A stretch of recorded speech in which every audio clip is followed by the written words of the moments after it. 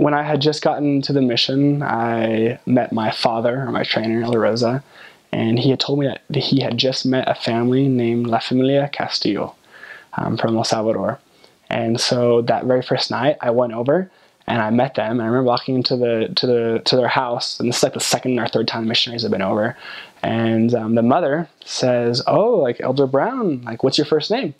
And I was like, "My first name? I can't tell her my first name."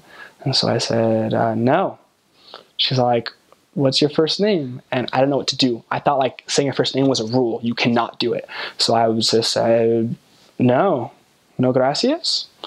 And anyway, comes out that a few months later, I found out she got really upset about that, but she kind of forgave me. But anyway, going back to that family, I can remember being on the couch that same night, and I had been in the mission for 2 days, and we had a lesson. I didn't understand anything that was going on. They were talking, and I was like, I know this is Spanish, but that accent is hard to understand. And I remember testifying to them for my very first time, and it was a broken Spanish. And I remember looking right at Ruben, the husband, and looking him straight in the eyes and just saying, "I don't know much Spanish, but I know this is true."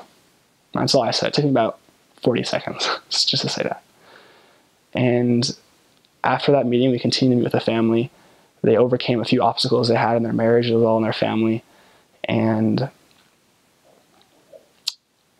they progressed so much. They changed their life so much. They had the support of the ward as well as other family members that were members of the church.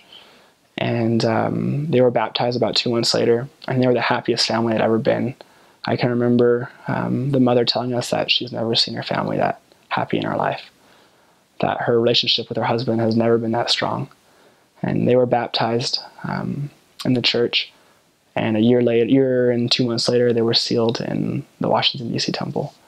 And to see a family go from not knowing anything about the gospel to being complete livers of the gospel and lovers of the gospel was such a night and day difference. And I saw this family completely change. And they are the happiest family ever now. And they're so strong in their church.